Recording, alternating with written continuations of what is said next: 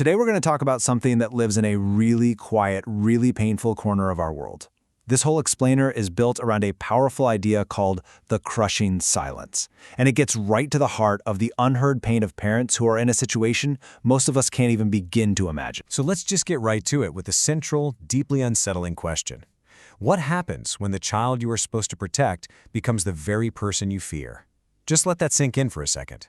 It flips every fundamental idea we have about family and safety completely on its head. You know, we're all taught a very clear story from the moment we're born.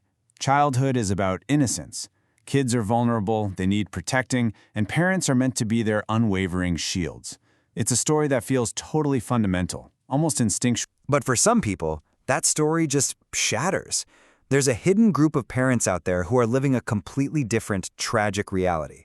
For them, the source of fear isn't some threat from the outside world. It's already inside the house. And that brings us right back to our core concept.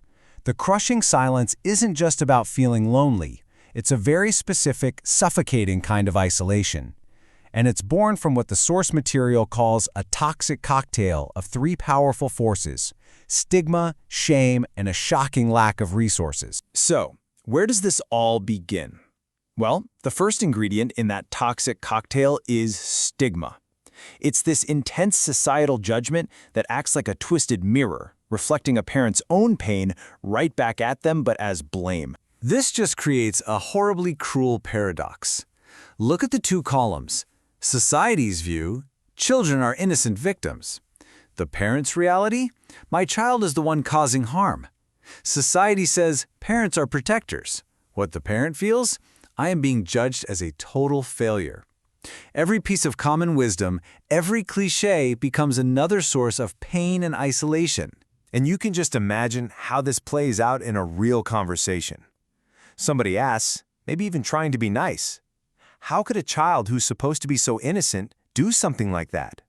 The question just hangs there, heavy in the air, because the unspoken part is, it must be your fault as the parent. That kind of judgment, from friends, from family, it forces people into silence. So all of that external blame from the outside world, it doesn't just stay out there, it seeps in. And that brings us to the second ingredient in this awful cocktail: shame.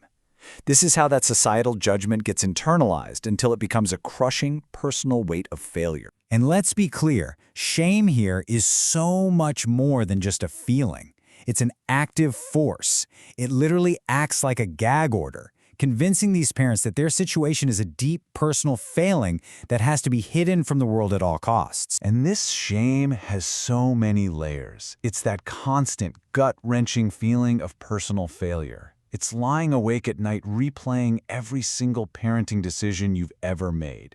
It's internalizing all the blame. And of course, it's that deep, constant fear of being seen as a bad parent. All of it just leads to a completely suffocating and lonely existence. Okay, so you've got stigma on the outside and shame on the inside.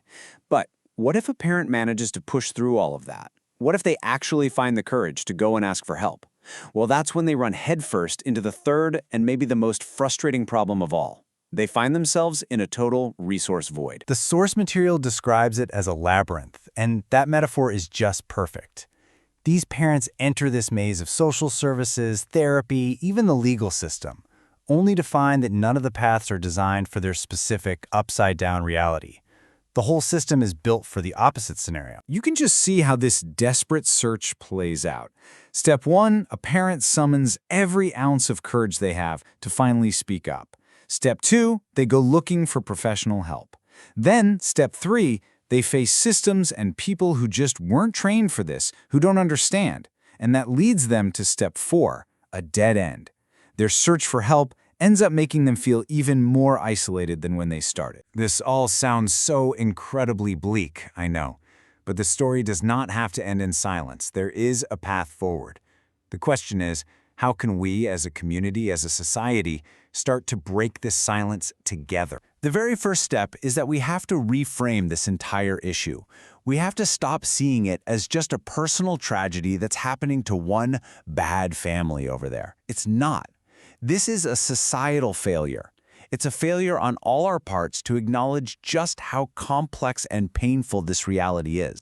So, if it's our collective responsibility, that means there are clear, actionable things we can all do. We can challenge the stigma whenever we see it. We can make sure we're offering non-judgmental support. We need to advocate for real, specialized resources. And most of all, we have to fundamentally shift the narrative away from blame and towards actual, meaningful help. This right here, this is the core of that narrative shift.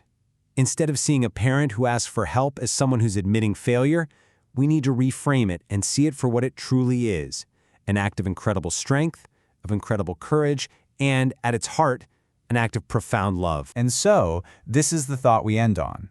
Because of growing awareness, and because of the absolute bravery of parents who are starting to speak out, the silence is already cracking. It's breaking.